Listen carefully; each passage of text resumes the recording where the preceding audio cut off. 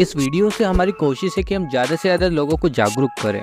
मिलिए पंकज से, एक बेरोजगार लड़का जिसे इंटरनेट का ज्यादा नॉलेज नहीं था, अपनी जिंदगी की परेशानियों से जूझ रहा था और उसे समझ नहीं आ रहा था समय बुरा या उसकी किस्मत। रोज सोचता रहता था कि इंटरनेट की मदद से कुछ पैसे कमाया जाए। अब मिलिए समीर से, एक हैकर जिसका पूरा दिन डार्क वेब में निकलता हो। उसे पता तो है वो गलत काम कर रहा है, पर उसे इंटरनेट का एडिक्शन हो चुका है। उसे वेबसाइट हैक करना अच्छा लगता है। तरफ पंकज है जिसके दिन की शुरुआत बेरोजगारी के तानों से होती है, वही दूसरी तरफ समीर है जो अब इंटरनेशनल क्लाइंट ढूंढ रहा है कुछ बड़े प्रोजेक्ट के लिए। पर वेट, क्या है वो बड़ा प्रोजेक्ट? उसे समझने के लिए हमें टाइम ट्रेवल करके थोड़ा पीछे जाना होगा। विदेश में बैठे चार्ली के दिमाग में एक आइडिया आता है, एक प्रोजेक्ट जिससे कि वो करोड़ कमाने का सोचता है। चार्ली एक बहुत बड़ा माफिया है जिसके ऊपर हजारों FIR दर्ज है, पुलिस उसे ढूंढ रही है। वो बहुत बड़ा स्कैमर है। चार्ली और समीर एक दिन एक डार्क वेब के ग्रुप में मिलते हैं।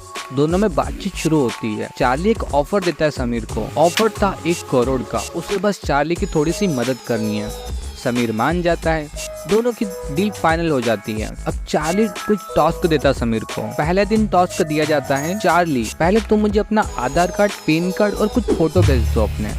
समीर भेज देता है। चार्ली, अब ये सारे डॉक्यूमेंट लेके गवर्नमेंट ऑफिस जाओ, वहाँ तुम्हें बाहर एक इंसान मिलेगा जिसने की ब्लू शर्ट पहनी होगी। उसके साथ उस ऑफिस में जाके कंपनी रजिस्टर करके आओ। समीर, पर हमारी तो कोई कंपनी ही नहीं है। चार्ली, ठीक है, तुम्हें एक शेल कंपनी बनानी है। समीर, ठीक है।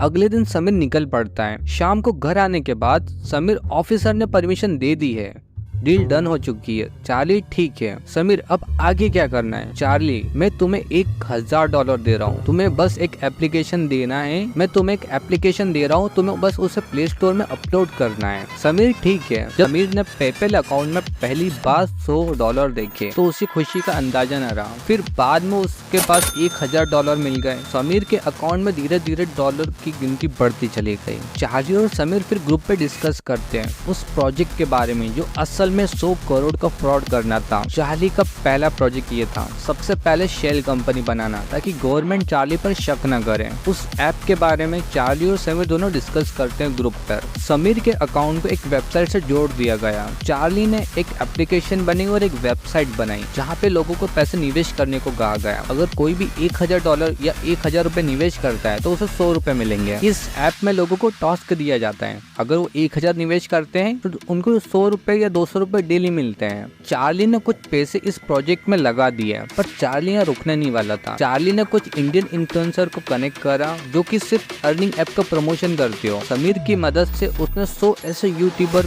को मेल भेजा और 100 यूट्यूबर में से 50 यूट्यूबर ने हाँ कर दी और 50 यूट्यूबर ने अपनी यूट्यूब चैनल पे उस चार्ली की वेबसाइट का प्रमोशन करा। चार्ली और समीर दोनों यहाँ तक रुक नहीं सकते थे। चार्ली और समीर ने डार्क वेब से एक और आइडिया निकाला। उन्होंने डार्क वेब में जाकर 10 वेबसाइट का जो डेटा ब्रीच हुआ था उस डेटा को कलेक्ट करा।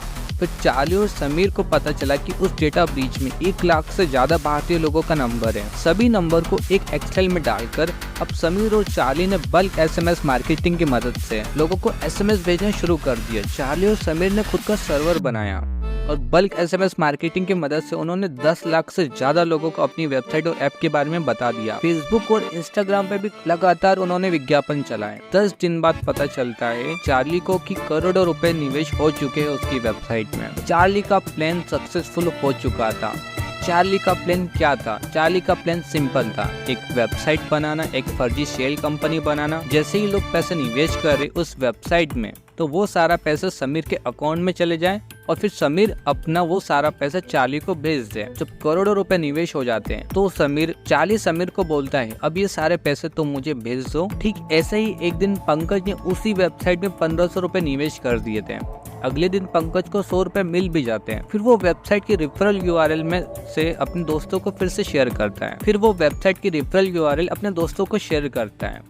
उसके दोस्त 2000 निवेश करते हैं और पंकज के अकाउंट में $200 आ जाते हैं। इधर चार्ली अपने ग्रुप में समीर को सोशल इंजीनियरिंग सिखाता है। चार्ली चाहता है कि लोगों के अंदर और लालच आए। चार्ली चाहता है लोगों के अंदर और लालच आए और ज्यादा लोग पैसे निवेश करें। समीर को टास्क दिया जाता है, अगर कोई 1000 निवेश करता है तो उसे $100-200 दे देना। अगर कोई 50,000 निवेश करता है तो उस 50,000 को हजारों लोगों में बांट देना ताकि जो लोग कम निवेश करते हैं उनके अंदर का विश्वास जीत सके हम लोग। लोग। जब करोड़ों रुपए निवेश हो जाते हैं तब करोड़ों रुपए समीर चार्ली के अकाउंट में भेज देता है। उसके अगले दिन लाखों लोग पैसे विड्रॉल नहीं कर पाते क्योंकि अब वेबसाइट के वॉलेट में पैसे ही नहीं बचे थे। सारा पैसा चार्ली के अकाउंट में जा चुका था। वह थोड़े दिन बाद समीर को पता चलता है कि उसके अकाउंट में 100 करोड़ से ज्यादा रुपए आ चुके हैं। सारा पैसा चार्ली के अकाउंट में भेज दिया जाता है क्रिप्टो करेंसी की मदद से।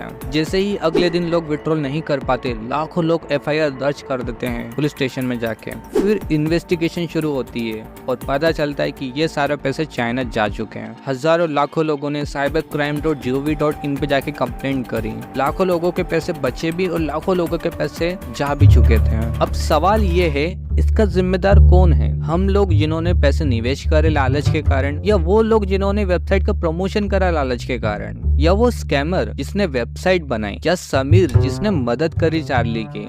इसमें गलती किसकी है? अगला पार्ट देखने के लिए आपको थोड़ा वेट करना पड़ेगा। मिलते हैं अगले